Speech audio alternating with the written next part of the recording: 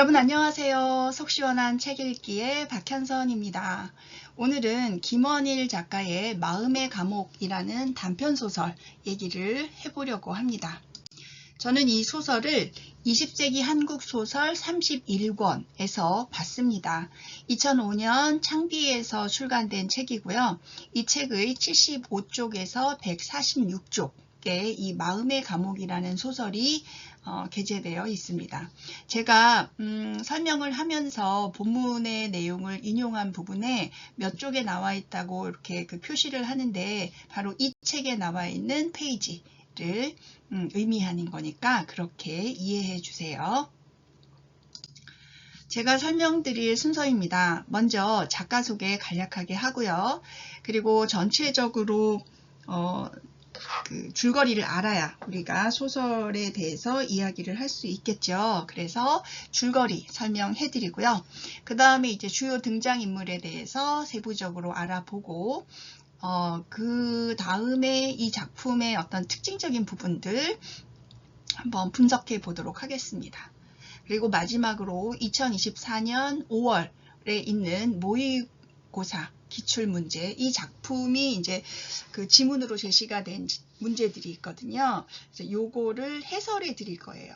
그런데 앞부분의 설명을 차근차근 잘 들으시면 이 모의고사 기출문제 해설이 굉장히 쉽게 이해가 되실 겁니다. 그러니까 처음부터 차근차근 들어봐 주시기 바랍니다. 작가 김원일은 1942년 경상남도 김해에서 출생했습니다. 대학 강단에서 강의도 했는데 1966년 대구 매일신문 신춘문예의 단편소설 1961년 알제리아라는 소설이 당선되면서 등단을 하셨습니다. 그 이후로 꾸준히 작품 활동을 해왔고요. 그래서 굉장히 많은 문학 관련 상을 받았습니다. 지금 화면에 제가 쭉 올려놨는데 1974년부터 1912년까지 굉장히 많은 상을 받았죠. 그만큼 이 소설가의 그 문학적 가치 이런 것들에 우리가 어느 정도 신뢰할 수 있다는 것을 이런 상을 받은 내역으로도 가늠해 볼 수 있습니다. 이 김원일 작가는 이제 한국 전쟁도 겪었고요. 그리고 전쟁 중에 아버지가 또 월북해서 월북한 사람의 가족들이 남한에서 살기가 80년대까지 굉장히 힘들었습니다. 이제 그런 경험을 한 사람인 거죠. 그리고 아버지 없는 상태에서 이제 전쟁 또 그 4.19 뭐 이런 것들을 겪으면서 독재 정권 하에서 살았기 때문에 그러한 그 삶의 체험들이 작품에 아주 잘 드러나 있는 그런 특징을 지니고 있습니다. 초기에는 굉장히 비판적인 태도가 강했고 그러다 보니까 이제 그 소설의 구도도 좀 대립적 구도가 있었는데 작가가 40세를 넘어가면서 그 비판성이 어느 정도 완화되고 대립보다는 화해를 지향하는 방향으로 조금 바뀌었습니다. 어린 시절에 경험한 것들, 또 전쟁과 분단에 관련된 것들을 굉장히 많지만 우리에게 잘 알려진 작품들 몇 개를 보면 어둠의 혼, 노을, 연, 미망 같은 것들이 있고요. 분단 상황에 대한 문제의식을 드러낸 것은 연, 미망, 요거는 겹치죠. 또 불의 제전, 겨울 골짜기 이런 작품들이 있습니다. 자, 이제 마음의 감옥이라는 작품의 줄거리에 대해서 알려드릴게요. 이 작품은요, 한 5일 정도의 이야기입니다. 그런데 사실 이야기된 시간은 굉장히 길어요. 어린 시절의 회상 부분들이 그 현재의 상황을 서술하는 사이사이에 그 회상씬이 굉장히 길게 나오거든요. 그래서 그 실제 소설 속에서 진행된 시간은 한 5일 정도 되지만 그 회상에 의해서 이 소설에 제시된 그 시공간은 50년대 이전 그 분단 무렵 이때부터 현재까지라고 해야 합니다. 그래서 그 사이사이의 것들을 모두 순서대로 이야기하면 줄거리 정리가 잘 안 되니까 저는 이제 이 사람의 어떤 그 가정 환경 간략하게 말씀을 드리고, 그리고 그 5일간에 있었던 일들을 간략하게 정리해 봤어요. 자, 이제 줄거리 정리 시작해 볼까요? 이 소설은 나라는 박윤구에 의해서 서술이 됩니다. 나는 그 아버지가 이제 목사였어요. 평안북도 개척교회의 목사였는데, 그 아버지가 이제 평안북도니까 이북이잖아요. 그래서 거기서 사회주의 세력이 확장되면서 이제 종교의 자유를 실현할 수 없으니까 이 아버지가 가족들을 데리고 남쪽으로 넘어왔습니다. 이걸 월남했다라고 얘기를 하죠. 그래서 고향을 버리고 남쪽으로 왔는데 미처 자리도 잡기 전에 6.25가 터졌고요. 전쟁이 터졌고, 그 전쟁 속에서 인문군에게 잡혔어요. 그래서 끌려서 북쪽으로 가다가 사살을 당했습니다. 그러니까 어린 시절에 아버지를 잃은 거죠. 이 당시 어머니는 29세였어요. 지금 29세 너무 어린 나이잖아요. 그런데 이때 어머니는 이제 맏아들인 그리고 여동생인 수경이 있었고요. 그리고 어머니 뱃속에 현구가 있었어요. 이 현구는 그 태어나기도 전에 아버지가 돌아가셨는데, 이런 사람을 가리켜서 유복자라고 얘기를 합니다. 뱃속에 남겨진 자식이다. 그래서 유복자라고 얘기하는데, 이 현구는 그러니까 아버지 얼굴을 한 번도 못 본 거죠.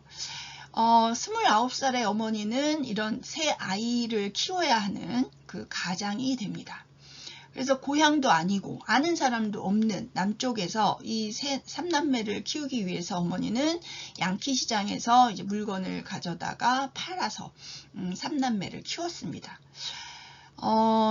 막내 동생 현구는 1950년에 태어났거든요. 아버지도 없이. 그러니까 전쟁통에 태어났으니까 그 환경이 굉장히 열악했던 거죠. 그래서 태어날 때부터 이제 굶주림에 시달렸습니다. 그래서 몸이 이제 허약하겠죠. 그런데 그런 현구가 이제 대학에 들어가서 노동운동, 빈민운동을 이제 하게 됩니다. 그러면서 이제 수배, 구류, 구속 이런 거를 연거푸 겪었어요. 그런데 이런 것들을 겪으면서도 현구는 뜻을 굽히지 않고 오히려 더 열렬하게 가난한 자를 위한 사랑의 실천 운동을 했어요. 그리고 그것이 지금 현재, 이 소설의 현재가 1989년인데 현재까지 달동네 그 빈민가에서 빈민들과 함께 생활하고 있는 거죠. 그런데 그 달동네에 이제 철거반들이 와서 어떤 집을 철거하려고 했어요. 근데 그 집 안에 아직 노인이 있었고 사람이 있어서 조금만 기다려 달라고 이제 사정을 했는데도 이 철거반원들이 막 그 새 지뢰를 가지고 와서 집을 막 부신 거죠. 그래서 이 현구는 사실 굉장히 부드럽고 온화한 성격의 외유내강형 인물인데, 사람들이 그 현구가 그만큼 화를 내는 걸 처음 봤다고 이제 소설 속에서 이야기를 하는데, 그 모습을 보고 너무 화가 난 현구가 그 철거 반원의 새 지뢰를 빼앗아서 그 사람들에게 이제 휘둘렀어요. 그래서 그 일로 이제 감옥에 갇히게 됩니다. 근데 감옥에 갇힌 이후에 이제 건강이 점점 악화돼서 이제 감옥에 있을 수 없는 상황이 될 정도로 몸이 나빠졌기 때문에 이제 병원에 유치가 됩니다. 나는 이제 그 동생의 형이죠. 이 형은 모스크바 국제도서 박람회에 참가했다가, 출판사 사장이거든요. 그래서 그 국제도서 박람회, 모스크바까지 가서 그 도서 박람회에 참가했다가 열 이틀 만에 귀국을 해요. 귀국을 했는데 이제 아내가 이야기를 해주죠. 동생 현구가 감정유치 명령에 의해서 경북의대 부속병원에 입원했다. 이야기를 듣고 이튿날 바로 동생을 보기 위해서 대구로 갑니다. 그 이후로 5일 동안 서울과 대구를 이제 왔다 갔다 하게 돼요.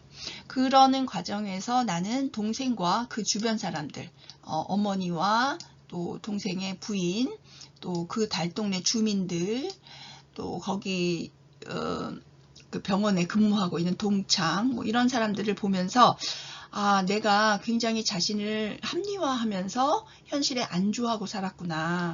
동생은 저렇게 처절하게 헌신을 하고 희생을 하고 뜻을 굽히지 않고 살아가고 있는데 나는 참 부끄러운 삶을 살고 있구나 라는 생각을 하게 됩니다.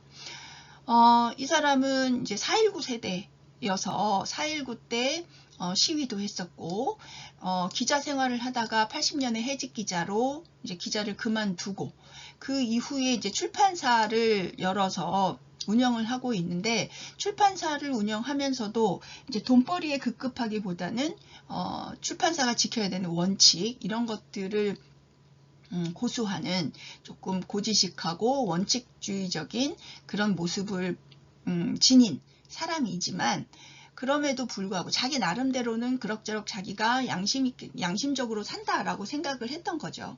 그런데 막상 동생의 모습을 보다 보니까 아, 동생 앞에서 나는 너무 부끄러운 삶을 살았구나 라는 생각을 하는 거예요.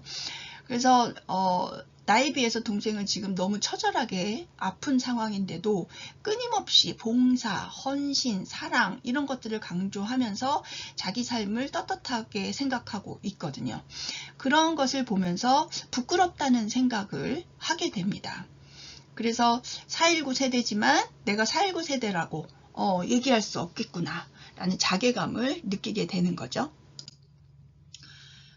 동생이 어느 정도의 상태인지 병명이 구체적으로 뭔지를 알기 위해서 그 병원에서 근무하고 있는 친구를 찾아가서 물어봅니다. 그 친구는 이제 간암이라고 이야기를 하고 수술하는 방법이 최선이지만 수술을 한다고 해서 완치된다는 보장은 없다. 뭐 이런 얘기를 해줘요. 그리고 그 동생의 병에 대해서 막 이렇게 심각하게 얘기하기보다는 자기가 막 떠들고 싶은 것만 막 떠들고 막 개고기 막 개걸스럽게 먹고 막 이런 모습을 보여줍니다. 이제 그런 모습을 보면서 현구는 자기를 또 돌이켜보는 그런 계기가 되기도 합니다. 어쨌든 그것을 알고 어머니도 이제 수술시키는 건 반대다라고 얘기를 했기 때문에 나는 서울로 올라와서 변호사를 시켜서 유치장소 변경 신청을 이제 하게 합니다. 그래서 다른 병원으로 옮겨서 더 나은 치료를 받게 하려는 거죠. 하지만 그 유치장소 변경 신청의 결과가 나오기도 전에 동생의 병세가 급격하게 나빠졌어요. 그래서 너무 위독하다는 전화를 받고 또 나는 급하게 이제 대구로 내려갑니다. 가봤더니 이제 그 빈민가에 함께 살던 사람들 또 함께 그 빈민운동을 하던 학생들 이런 사람들이 병원에 나와서 시위를 격렬하게 하고 있어요. 그리고 또 현구의 처는 재수죠. 이 사람은 우리 남편을 이렇게 감옥 같은 병실에서 죽게 할 수 없다. 집으로 데려가겠다. 라고 이제 단호하게 이야기를 합니다. 그 말을 듣고 나는 사실 그래도 될까? 뭐 이런 그 망설임을 그런 마음 상태였는데 오히려 어머니가 단호하게 그래 맞다 라고 이야기를 하면서 그 시위대들과 이제 작전을 짜고 그 침대채로 그 현구를 옮기는 기로 이제 결정을 하죠. 그 모습을 보면서 나는 내가 이러고 있을 때가 아니구나. 동생의 뜻을 받들어야겠구나. 부끄러움만 느낄 때가 아니구나. 이런 생각을 하면서 가족과 합심해서 동생을 병원 밖으로 이제 데리고 나갑니다. 그러면서 소설은 끝이 나요. 이 소설의 끝부분 두 단락을 좀 읽어보면 좋겠다는 생각이 들어서 제가 정리를 해봤어요. 요 마지막 부분에서 이 소설이 독자에게 하고 싶은 얘기가 뭔가 하는 것들이 이제 구체적으로 드러나거든요. 그래서 제가 한번 읽어보겠습니다. 언뜻 한 가지 결단이 전류처럼 머리를 때렸다. 자, 요거는 서술자 나의 얘기입니다. 그 전까지 망설임이 있었는데 딱 결단이 섰다는 거죠. 머리를 탕 때리는 것처럼.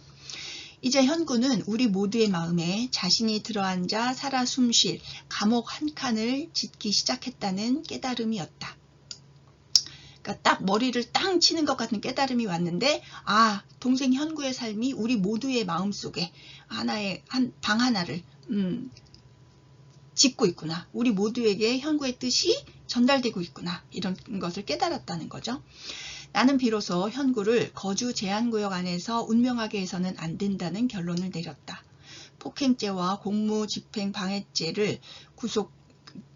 방해죄로 구속된 이번 사건의 상징성이 말해주듯 설령 비산동 사글세방까지 현구를 데려갈 수 없다 하더라도 그가 살아있는 동안, 숨쉬고 있을 동안만이라도 그를 감시받는 병실이 아닌 자유로운 구역까지 내보낼 책임이 나에게도 있음을 알았다.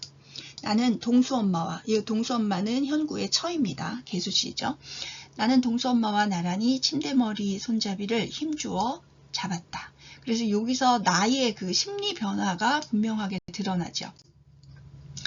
체루탄 내음이 들어찬 복도로 침대가 좌르르 굴러갔다.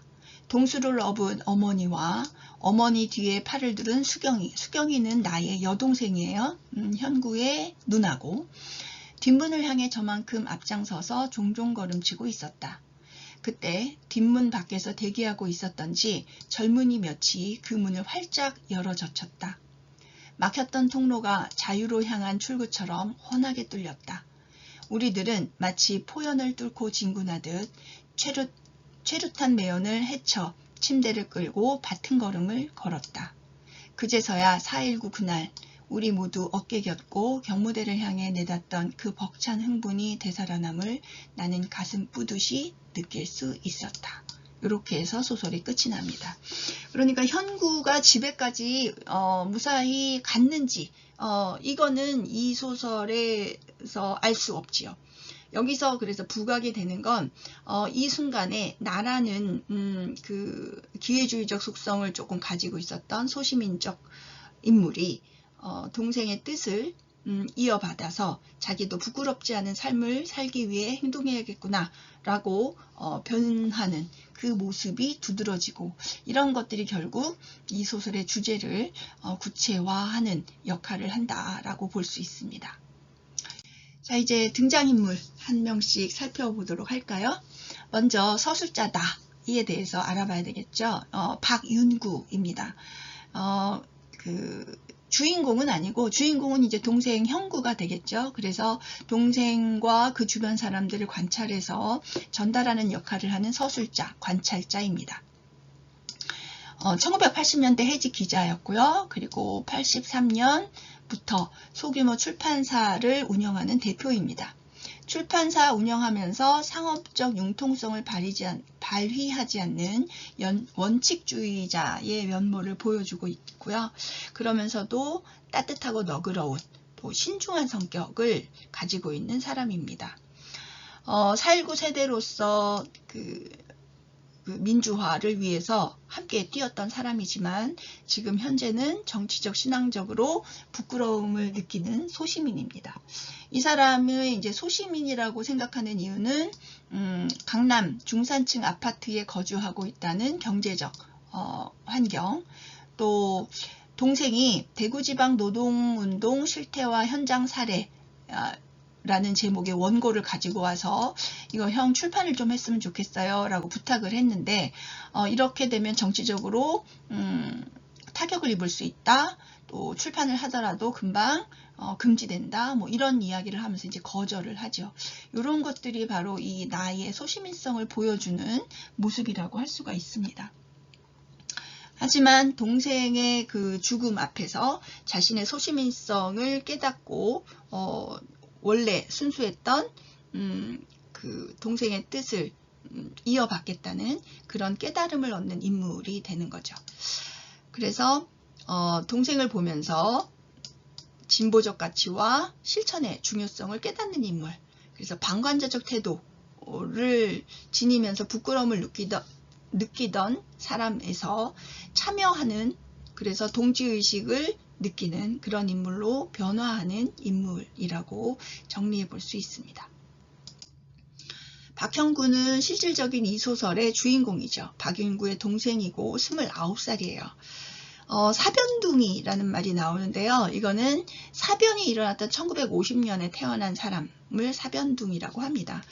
해방이 됐던 1945년에 태어난 사람들을 해방둥이라고 이야기하는 것과 같은 맥락의 의미의 그 단어이죠. 또 유복자, 뱃속에 남겨진 아들. 그래서 태어나기 전에 아버지가 돌아가신 사람인 거죠. 수감 중에 병이 악화돼서 감정 유치 명령을 받고 병원에 입원한 상태. 이 사람은 외유내강의 한 전형으로 겸손하고 또 봉사, 헌신, 사랑 이런 것들을 늘 강조하면서 실천했던 사람이고, 또 우리나라의 빈부격차와 소수 독점 자본주의를 비판하는 빈민운동가입니다. 그래서 사람들은 이 현구를 예수의 빗대서 이야기를 하죠. 그만큼 이타적인 삶을 살아온 인물입니다. 그래서 현구는 가난한 자를 위한 사랑의 실천 운동을 소명으로 여기는 운동가, 빈민운동가라고 말할 수 있습니다. 그 다음에 세 번째로 눈에 띄는 인물은 현구 처예요. 동수 엄마라고도 불립니다. 그 아들이 동수거든요. 그리고 30살이고요. 그 야학에서 이제 활동하던 현구를 만나서 결혼을 하게 된 사람인데, 그래서 남편을 굉장히 사랑하고 굉장히 믿습니다. 그리고 성격도 굉장히 강해서 현구의 아주 그 든든한 동반자가 되는 거죠. 또 웬만한 일에 이렇게 슬퍼하거나 낙담하지 않는 명랑하고 스스럼 없는 그런 아주 굳건한 인물이에요. 그리고 현구와 함께 살면서 타가소를 운영해서 빈민들을 돕고 있는 인물입니다. 그리고 이제 남편이 죽음을 코앞에 둔 상황에서 이런 감옥 같은 병실에서 죽게 할 수 없다. 그래서 집에서 생을 마감할 수 있게 하겠다. 이걸 결정하고 실행하는 아주 멋진 여성입니다. 그래서 이렇게 이제 본문에서 이렇게 말하죠. 어머니, 동수 아빠를 비산동 우리 방에서 돌아가시게 하고 싶어요. 동수 아빠는 죄인도 아니고 그러기에 여기에 갇혀 감시받는 자리에서 돌아가시게 할 수 없어요. 라고 단호하게 말하고, 그래서 어머니도 이 며느리의 의견에 동의를 하고 함께 데리고 나가는데 힘을 보태죠. 그래서 현구처는 박현구 삶의 진정한 동반자로 제시되는 인물입니다. 문권사가 또 등장을 하는데, 이분은 박윤구와 박현구의 어머니입니다. 앞에서 줄거리에서도 말씀을 드렸지만 이 어머니는 한국전쟁 때 29의 나이로 청상이 돼서 3남매를 이제 키워낸 강인한 어머니죠. 큰아들에게는 명예도 필요 없고 돈도 필요 없고 너희 가족끼리 알콩달콩 편안하게 살기를 바란다 라고 당부를 합니다. 그러면서도 또 작은 아들이 그 뜻을 굽히지 않고 빈민운동을 할 때는 또 그런대로 작은 아들의 뜻을 존중하고 아들을 구하기 위해서 민가협 모임에도 부지런히 참가하는 굉장히 포용력이 넓고 강인하고 적극적인 그런 인물이죠. 그리고 그 기독교적 신앙을 바탕으로 빈곤층을 이해하는 그런 인물입니다. 그래서 이 문건사는 한국의 그 전형적인 강인한 어머니의 모습을 보여주고 있어요. 또 함근조라는 인물이 눈에 띄는데요. 이 함근조는 나 박윤구의 고교 동창입니다. 4.19 때는 나와 함께 박윤구와 함께 그 시위를 했던 인물이에요.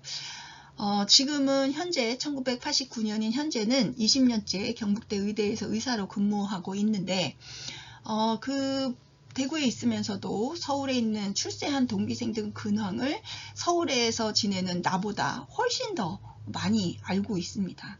이런 것은 바로 함근조가 출세지향적 인물이라는 것을 암시하지요.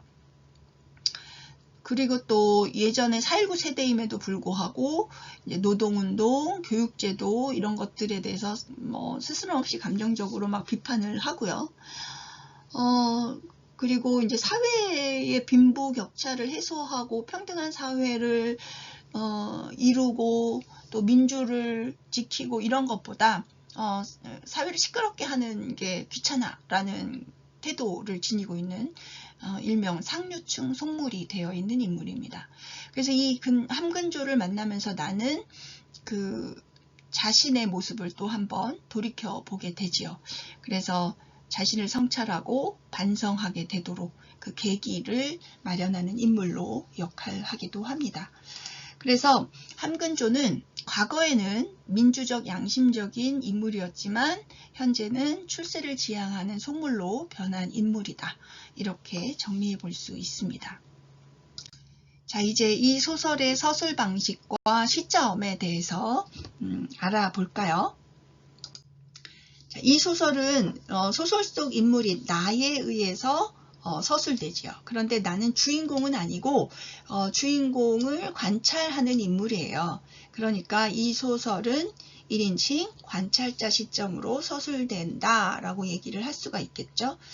그 서술의 양상을 보면 일단 표면적으로는 이 나가 러시아에서 귀국한 후 한 5일간의 이야기입니다.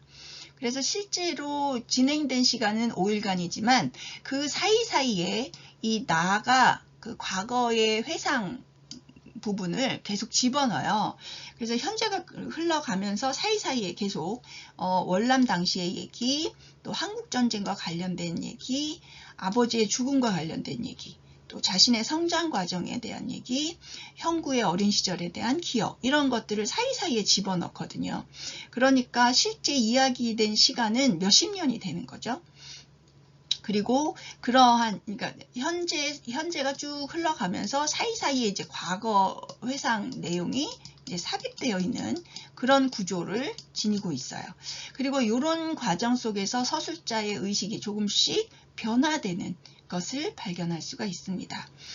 청년 시절에는 순수하고 정직하고 열정적이었는데 지금은 소시민적으로 살고 있구나 라는 것을 이제 깨달아가는 과정이 이 서술 과정에서 드러나게 되죠. 서술자의 의식 변화를 보면 과거의 자신은 정의에 대한 신념을 갖고 있었고 그런 신념을 실현하기 위해서 행동했던 인물이었어요. 또 자신이 그러는 동안 동생, 현구 부부, 어머니의 과거 이런 것들은 또 자기와는 또 별도로 그런 어떤 변화를 위한 진정으로 바람직한 사회가 되도록 하기 위한 그런 행동들을 했고 그리고 그것이 현재까지 이어지고 있다는 것을 이제 관찰해서 서술을 하죠. 그런 과정에서 나는 현실에 안주한 소시민으로서 살고 있는 자신의 모습을 발견합니다. 그리고 이제 상류층 속물로 전락한 동창의 모습도 발견을 하죠. 이런 발견을 한 결과 나는 중산층으로서 방관자적 삶을 살았다는 인식을 하게 되고 그래서 이대로 있으면 안 되겠구나 라는 깨달음을 보여주게 됩니다. 그것이 이제 주제와 맞닿아 있다 라고 얘기할 수 있어요. 또 이 소설에서 눈에 띄는 것 중에 하나가 또 배경과 그 상황의 사실성입니다. 이 소설의 그 시대적 배경은 1989년이에요.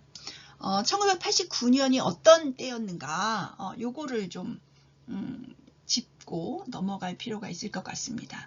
1989년은 세계 정치사의 전환점이라고 할 수 있습니다. 이 89년에 동구권 공산주의가 붕괴됐거든요. 베를린 장벽도 무너지고 소련이 해체돼서 러시아로 바뀌고 주변국들은 독립을 하고 뭐 이런 때가 1989년입니다. 중국에서도 천안문 광장 시위가 있었는데 이때는 그 시위보다 중국 정부의 진압이 훨씬 셌어요. 그래서 중국은 사회주의 체제가 유지가 됐던 거죠. 이렇게 세계적으로 큰 변화가 일어났던 시기였어요. 그러니까 이 소설에서 그 서술자 나가 러시아를 갔다가 오잖아요. 그런 것들은 굉장히 사실적인 이야기가 되는 거죠. 러시아가 그전에는 우리나라가 러시아, 소련으로 갈 수 있는 길이 전혀 없었습니다. 그런데 이제 이만큼 그 어떤 이념 체계가 붕괴되고 있다는, 그래서 세계 정세나 상황이 바뀌고 있다는 것을 보여주고 있는 그런 내용이라고 할 수 있어요. 이런 시기에 한국은 어땠는가?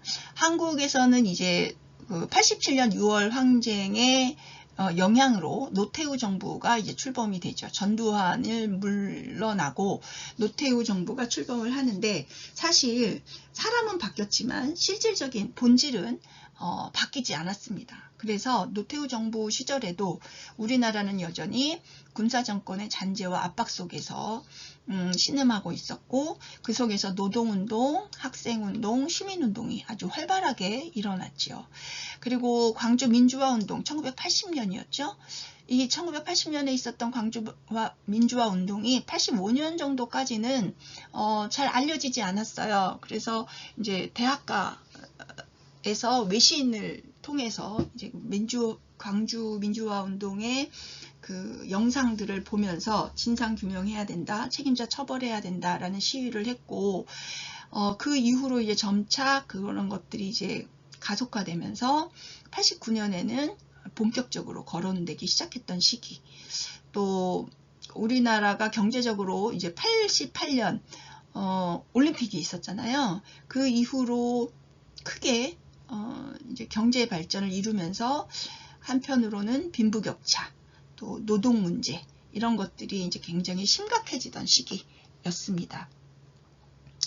그래서 이러한 시기를 배경으로 하고 있고 그것과 맞물려서 서술자의 러시아 방문을 이제 소설의 첫 대목에서 보여주고 있잖아요. 그래서 이 소설은 마치 그 허구라기보다는 소설이라기보다는 그 당시에 있었던 일을 다큐멘터리처럼 기록한 것 같은 그런 느낌이 들 정도로 굉장히 현실적 사실적으로 그 시대를 반영하고 있습니다. 그리고 이제 그 소설 앞부분에 보면 그 당시 러시아에서 출간된 책과 작가에 대한 얘기가 나오는데 이런 것들도 전혀 허구가 아니고 사실 그대로의 내용을 토대로 하고 있어요. 제가 이 부분 읽어볼게요. 78쪽에 있는 내용입니다. 초판이 현지 시중에 나온 지 불과 달포밖에 되지 않은 아나톨리 리바코프의 소설 1935년과 그 이후 첫째 권 원서 번역을 서둘러 착수해야 했기에 아르바트의 아이들을 번역했던 러시아어과 교수를 만났다. 요건 이제 내가 얘기하는 거죠. 나는 이제 출판사 사장이니까 그 번역하는 교수를 만났다는 거예요. 근데 여기서 아나톨리 리바코프 또 1935년과 그 이후 아르바트의 아이들 이게 전부 그 당시 실제 출간된 책들이고 실제 작가인 거예요. 그래서 이게 가상이 아닌가 막 이런 생각이 들 정도로 너무 사실적이란 말이죠.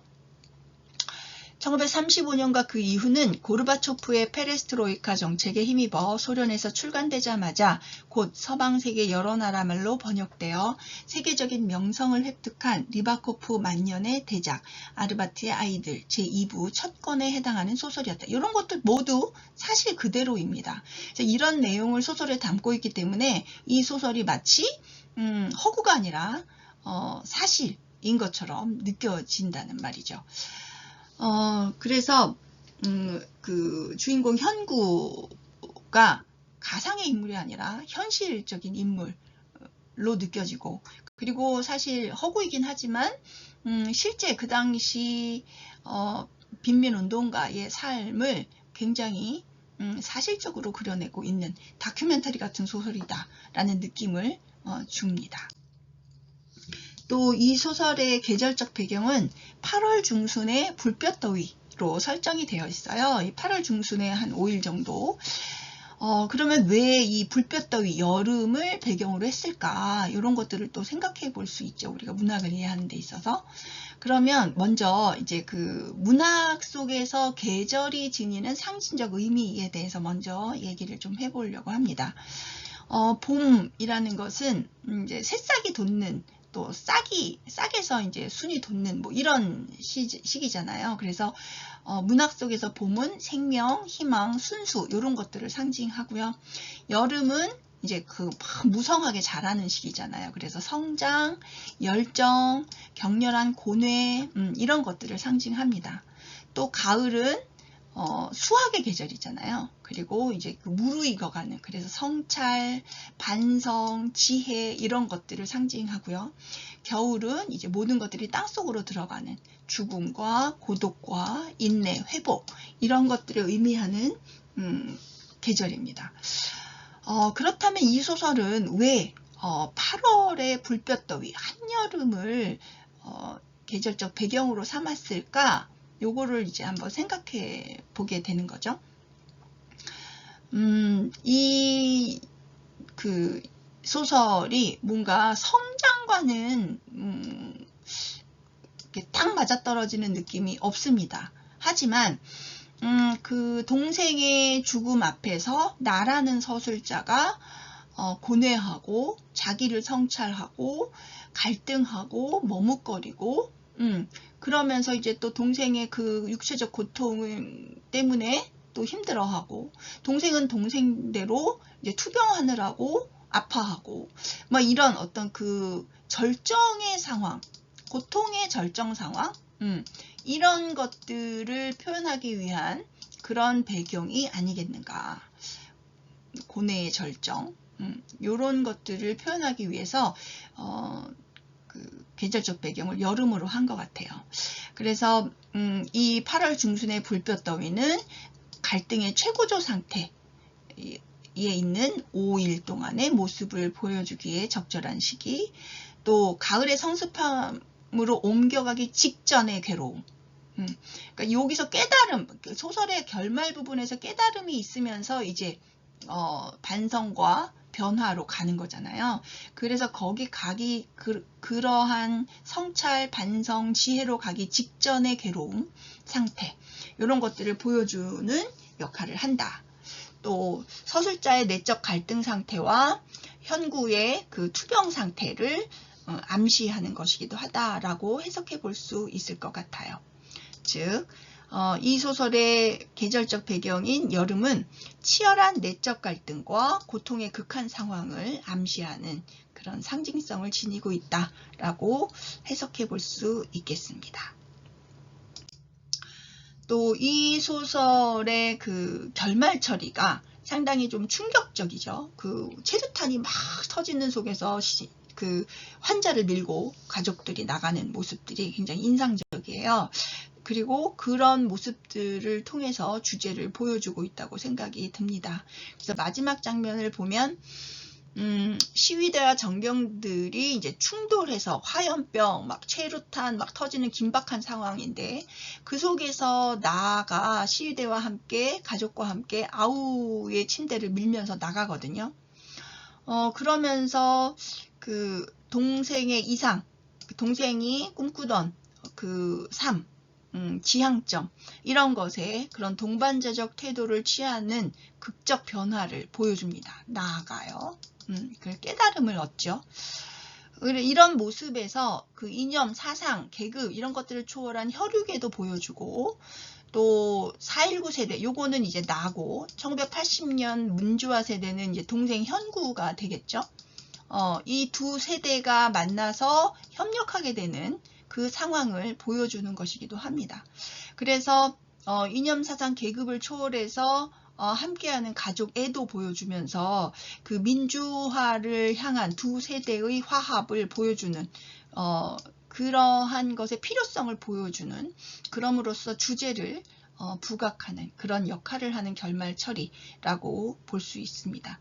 현구가 실제로 그 집에까지 도착하느냐 안 하느냐가 이 소설에서의 중요한 것이 아니라, 그러한 현구의 뜻이 어떻게 확산되고 이어지는가, 여기에 이제 포인트가 있다고 볼 수 있는 거죠. 자, 그렇다면 이 소설의 제목이 이제 그 마음의 감옥이잖아요. 그런데 제가 이제 소설을 다 읽고 나서 제목을 왜 마음의 감옥이라고 지었을까? 참, 사실 이 소설을 읽기 전에는 마음의 감옥 그러면 그냥 일반적으로 머리에 떠오르는 이미지는 내 마음이 너무 괴로워서 내가 사회생활도 잘 못하고, 뭐 어떤 그 자신의 꿈이나 이상을 실현하기 위한 뭐 노력, 현실적인 노력도 잘 못하고 내 마음이 괴로운 상태여서 폐쇄되어 있고 이런 것들을 좀 상상하게 되거든요. 저는 그랬어요. 그런데 소설을 읽어보니까 여기서의 감옥은 전혀 그런 의미가 아닌 거예요. 그래서 이제 생각을 해봤죠. 일반적으로 우리가 생각하는 감옥의 이미지하고는 좀 다르구나. 일반적으로 감옥은 자유를 박탈당한 실존적 불안과 고립을 상징하는데 이 소설에서의 감옥은 그런 불안 고립이 아니라 다른 의미를 지니고 있구나 라는 생각을 하게 됐고, 그렇다면 왜 감옥이라고 했지? 이런 의문이 막 드는 거죠. 그런데 이런 그 의문을 풀기 위해서는 소설을 꼼꼼하게 그 소설 안에서 그 실마리를 찾는 수밖에 없어요. 그래서 소설 속에 그 감옥이라는 말이 나오는 부분을 찾아봤습니다. 두 군데서 이 말이 나오는데요. 123쪽과 145쪽에 나와요. 제가 읽어볼게요. 현구 말이 꼭 유언처럼 들려 마음이 아팠다. 그의 말에는 태어날 때부터 마음 한기퉁이에 자기가 들어앉을 감옥 한 칸을 마련해 놓고 살아온 듯한 달관이 느껴지기도 했다. 후회 없는 삶은 아름답지만 현구의 경우는 아름다운 만큼 안타까움도 더했다. 이렇게 얘기합니다. 자, 자기가 들어앉을 감옥 한 칸. 그러면 자기가 스스로 자기를 가두는 공간을 마음속에다 만들었다는 건가? 그러면 이거는 뭐 이제 정신병리적인 얘기로 가야 되나? 뭐 이렇게 생각해 볼 수도 있잖아요. 그런데 여기서 보면 달관이 느껴진다고 했고, 아름답다고 얘기를 했고, 또 그 모습에서 안타까움도 느낀다고 했어요. 그러니까 이 감옥은 우리가 일반적인 의미의 그 감옥, 일반적인 그 상징성을 지니고 있는 상징적 의미가 아닌 색다른 의미의 감옥이구나 라는 것을 느낄 수 있습니다. 그리고 이제 이 감옥이란 말이 나온 또 다른 부분을 보면 언뜻 한 가지 결단이 전류처럼 머리를 때렸다. 이제 현구는 우리 모두의 마음에 자신이 들어앉아 살아 숨쉴 감옥 한 칸을 짓기 시작했다는 깨달음이었다. 나는 비로소 현구를 거주 제한구역 안에서 운명하게 해서는 안 된다는 결론을 내렸다라고 얘기를 하죠. 자, 앞부분에 123쪽에 있는 거는 자기가 들어앉을 감옥 한 칸이었고요. 그리고 145쪽에 있는 것은 우리 모두의 마음에 그 감옥 한 칸을 짓기 시작했다라고 얘기를 해요.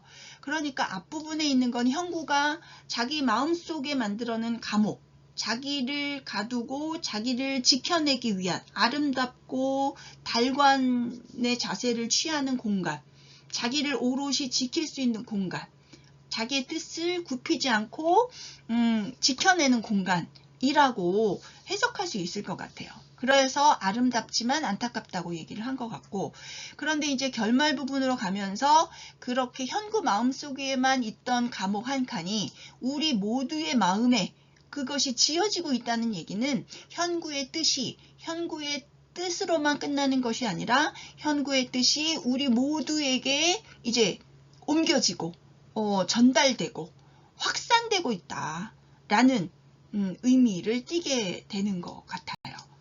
그래서 이 소설에 쓰인 감옥의 의미를 본다면 태어날 때부터 마음 한기퉁이에 자기가 들어앉을 감옥 한 칸, 그리고 달관의 자세를 지니고 있는 부분, 후회 없는 삶, 아름다운 만큼 안타까운 삶, 이런 것들이 결합이 되면서 현구가 우리 모두의 마음에 지어놓은 자신이 들어앉아 살아 숨쉴 감옥 한 칸이라는 요 말들을 종합해 본다면 자신의 뜻을 지킨 현구가 그 뜻을 우리들에게 나누어 주고 죽었지만 죽지 않는 존재가 된다라는 의미로 이해할 수 있게 되는 거죠. 그래서 이 소설에 쓰인 감옥의 상징적 의미는 누구에게도 침범당할 수 없는 자신만의 오롯한 공간, 또 자유와 신념의 의지를 상징하는 공간, 그런 공간을 마음속에 짓고 산 현구의 삶과 그 현구의 마음을 계승하는 사람들의 마음을 의미하는 거다. 이렇게 정리해 볼 수 있겠습니다. 그래서 처음에 저는 이 감옥이란 말을 상식적으로 생각을 하고 조금 의아했었는데 소설을 다 읽고 나서 차근차근 생각해 보니 그 의미가 이해가 됐어요. 자, 이 소설은 정리를 해보면 우선 1인칭 관찰자 시점으로 서술자가 상황을 관찰하고 과거를 회상하면서 자신의 생각을 드러낸 소설이다. 그리고 배경은 1989년 여름이고 이 시기를 굉장히 사실적으로 그려낸 소설이다. 그리고 암울한 시대 현실에 대한 진지한 성찰, 그리고 삶의 진정성을 추구하는 자세에 대해서 보여주는 그런 소설이다 라고 정리해 볼 수 있습니다. 그래서 제목 마음의 감옥을 다시 한번 정리해 보면 누구에게도 침범당할 수 없는 자신만의 오롯한 공간, 자유와 신념의 의지를 상징하는 공간.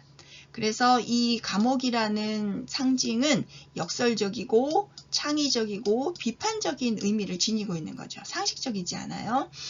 그래서 현실에 안주하지 않고 자신의 의지를 지켜내기 위해서는 타협을 거부하는 결연한 의지, 자신의 공간을 지키는 그런 의지가 필요하다는 주제를 암시하는 제목이다 라고 정리해 볼 수 있습니다. 그래서 김원일의 마음의 감옥이라는 소설은 이타적 삶을 살아온 동생을 통해서 자신의 소시민적 삶을 깨닫고 옳다고 여기는 일을 위해 행동함으로써 삶의 진정성을 회복하는 형의 이야기다. 이렇게 정리해 볼 수 있을 것 같습니다. 자, 이제 2024년 5월 고3 모의고사에 나왔던 기출문제 한번 살펴볼까요? 먼저 24번 문제입니다. 윗글에 대한 설명으로 가장 적절한 것은 이렇게 물었어요. 1번 액자식 구성을 통해 사건을 입체적으로 나타내고 있다. 액자 구성은 아닙니다. 회상은 들어가 있지만 회상 부분은 많지만 액자 구성은 아니에요. 두 번째, 동시에 진행되는 사건을 병렬하여 이야기를 구성하고 있다. 병렬 아닙니다. 동시 진행되는 사건을 병렬하는 게 아니라 현재 진행되는 사실 속에서 과거 회상이 자꾸 끼어드는 거죠. 병렬적 구성 아니에요. 3번, 이야기 내부의 서술자, 나 있었죠. 자신의 경험을 통해 사건을 전개하고 있다. 자신의 경험, 회상하고 있잖아요. 회상도 있고 또 지금 현재의 경험,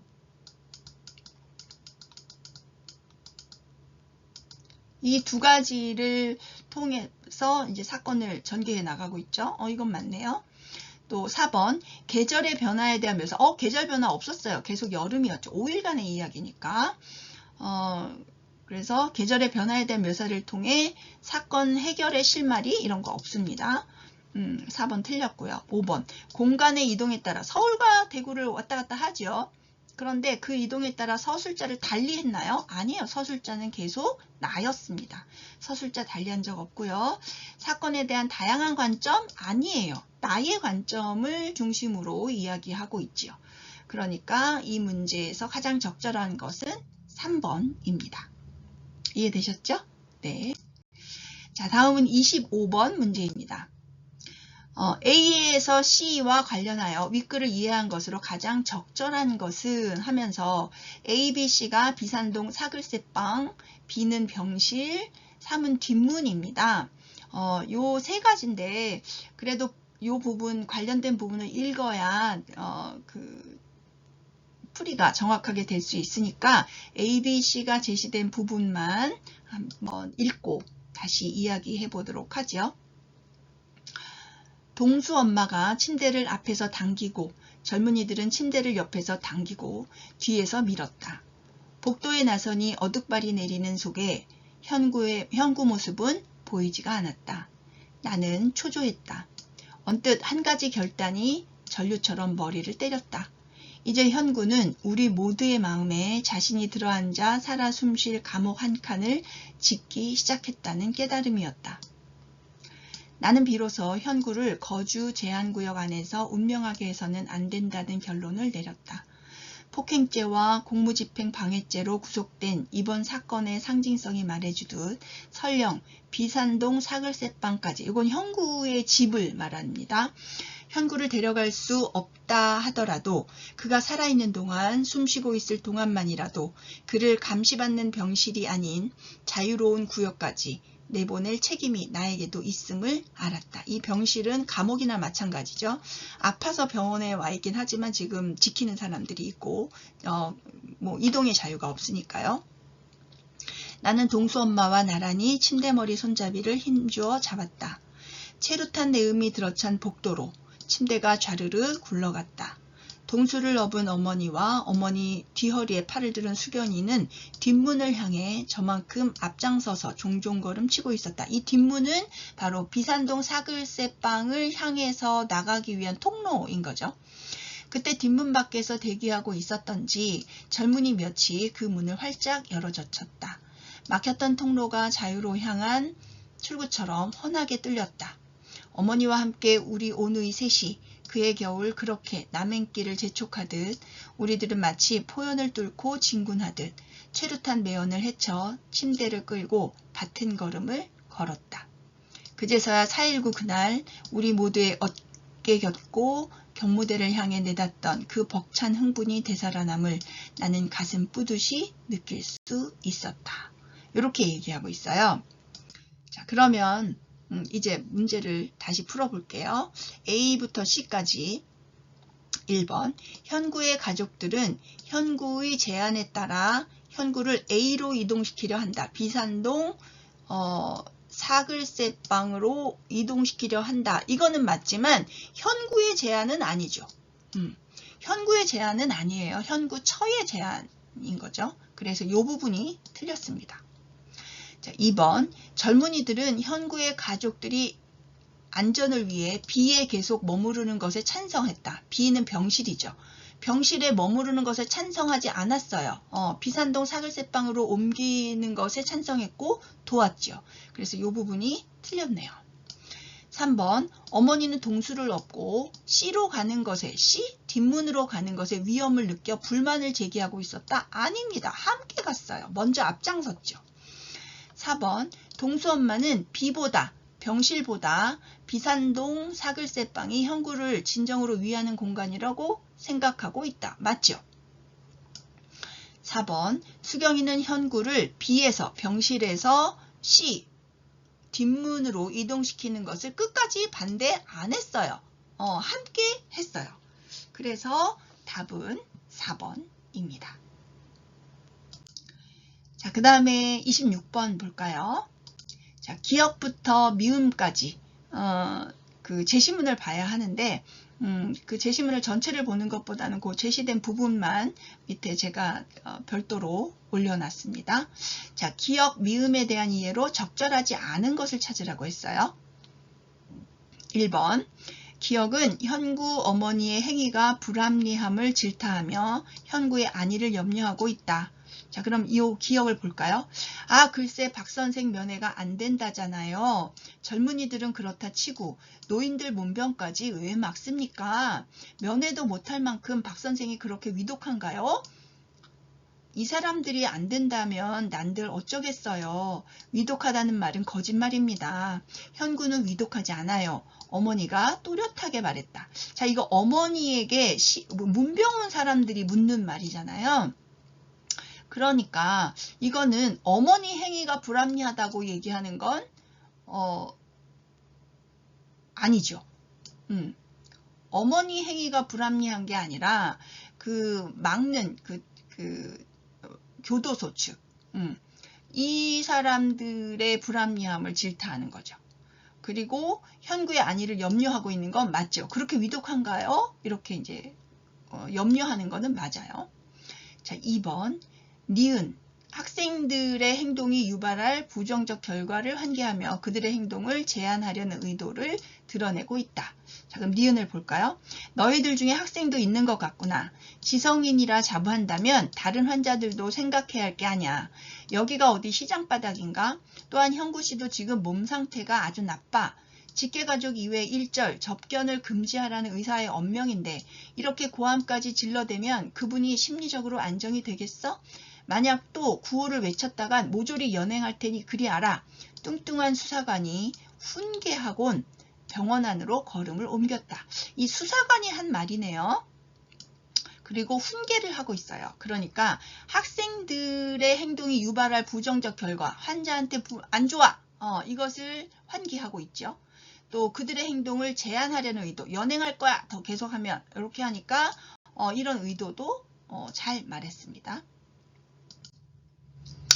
자, 3번. 디귿은 동수 엄마의 의견에 동조하며 동수에게 함께하고 싶은 행동을 제안한다고 했는데 어떤 내용인가 보겠습니다. 그래 그래야지. 내 말 맞다. 현구는 죄인이 아니야. 동수야 우리가 앞장서자. 너와 내가 앞장서야 해. 며느리 말에 어머니도 정신이 번쩍 드는 모양이다. 이 며느리가 바로 현구 처지요. 현구 처가 이렇게 집으로 데리고 가자 이렇게 얘기를 하니까 어머니가 동의하는 내용이에요. 디귿은. 그러니까 동수 엄마의 의견에 동조한 거 맞고요. 동수에게 함께 하고 싶은 행동을 제안했어요. 동수야 우리가 앞장서자. 이렇게 얘기를 하는 거니까 맞습니다. 그 다음에 4번 리을. 동수의 질문에 답변하며 동수가 앞으로 해야 할 역할을 강조하고 있다. 자, 내용을 볼게요. 할머니, 아빠 정말 집으로 가는 거예요? 동수가 또랑한 목소리로 물었다. 그래, 집으로 가는 거다. 이제는 내가 아빠가 되는 거다. 현구가 못다한 일을 내가 하는 거야. 내가 이제 이 할미의 막내다. 어머니가 신들린 듯 외쳤다. 그래서 손자 동수와 할머니가 대화를 나누는 내용이죠. 그러니까 할머니는 이 대답 부분은 동수 질문에 대답한 거 맞아요. 그리고 동수가 앞으로 해야 할 일, 아버지가 하던 일을 네가 이어받아야 돼. 그것을 강조하고 있죠. 맞습니다. 자, 5번. 수경이에게 상황의 불가피함을 언급하여 행동에 동참하기를 권유하고 있다고 했는데 어떤 내용인지 볼게요. 오빠, 이래도 되는 거예요? 얼떨떨한 표정으로 수경이가 나를 보고 물었다. 그랬더니 내가 대답하죠. 미음. 어쩔 수 없잖아. 상황이 이렇게 된 걸. 자, 우리도 나가자. 이 나가자 이거는 청유형이죠. 그래서 우리도 함께 해야 돼 라고 권유하는 겁니다. 수경이의 말에 어리벙벙해졌던 나는 호련히 정신을 차렸다. 나는 누이의 등을 밀었다. 그러니까 수경이에게 지금 어쩔 수 없어. 상황이 불가피해. 라고 얘기를 하면서 동참을 권유하고 있다는 거 맞습니다. 그러니까 답은 1번이네요. 틀린 거. 자, 이번에는 27번 문제입니다. 3점짜리 문제예요. 보기를 바탕으로 윗글을 감상한 내용으로 적절하지 않은 것을 찾으라고 했습니다. 먼저 보기를 봐야 되겠죠? 마음의 감옥은 이타적 삶을 살아온 동생을 통해 삶의 의미에 대해 성찰하는 인물의 모습을 그린다. 이웃을 위해 헌신하는 삶을 살다가 구속된 동생이 건강 악화로 병원에 옮겨진 뒤 그를 따르는 사람들은 그에 대한 처사가 부당하다고 여겨 저항한다. 이러한 과정에서 인물은 동생의 삶이 지닌 영향력을 깨닫고 옳다고 여기는 일에 대한 신념을 갖고 행동했던 과거를 떠올린다. 자, 이 내용과 관련해서 이 소설을 감상한 내용으로 틀린 것을 찾으라고 합니다. 1번. 가난한 자를 위한 사랑을 실천하는 현구를 소명을 받은 자라고 한 것에서 이웃을 위해 헌신한 이타적 삶을 산 동생의 모습을 찾을 수 있군. 맞죠? 2번. 떼약볕 아래에 말없이 앉아 땀에 젖어있는 학생들을 보고 고행하는 것 같다고 여긴 것에서 동생에 대한 처사가 부당하다고 생각하여 이에 저항하는 사람들에 대한 인물의 생각을 알 수 있다. 고행하는 것 같다. 너무 고생하고 안타깝다. 이런 마음이 드러나는 거죠. 그러니까 이것도 맞아요. 3번. 어둑발이 내리는 속에 현구의 모습이 보이지 않아 초조해한 것에서 건강이 악화된 동생을 회복시키기 위해 자신의 삶의 의미를 성찰하고 있는 인물의 모습을 찾을 수 있군. 건강이 악화된 동생을 회복시키기 위해서 행동하는 건 아니죠. 이미 이제 임종이 가까워졌기 때문에 죽을 자리를 찾아가는 바람직한 자리에서 숨을 거둘 수 있도록 하기 위해서 노력하는 거기 때문에 건강 회복이 목표가 아니에요. 그러니까 이 부분이 틀렸네요. 4번, 현구가 우리 모두의 마음에 들어앉아 살아 숨쉴 감옥 한 칸을 지었다는 것에서 동생의 삶이 지닌 영향력을 깨닫게 된 인물의 모습을 찾을 수 있군. 맞지요? 5번, 어깨 겹고 경무대를 향해 내닫던 때를 기억하며 벅찬 흥분이 되살아남을 뿌듯하게 느낀 것에서 옳다고 여기는 일에 대한 신념을 갖고 행동했던 과거를 떠올리는 인물의 모습을 찾을 수 있군. 맞지요? 그래서 답은 3번입니다. 앞에 설명을 쭉 들으시면 이런 내용들이 잘 이해가 되실 거고요. 또 재미있는 소설이니까 모두 한번 읽어보시기를 바랍니다. 오늘 설명은 여기까지입니다. 도움이 되었으면 좋아요, 구독, 알림 버튼 잊지 마세요. 저는 다음 시간에 또 재미있는 소설 가지고 여러분들을 찾아뵙도록 하겠습니다. 그때까지 여러분 안녕.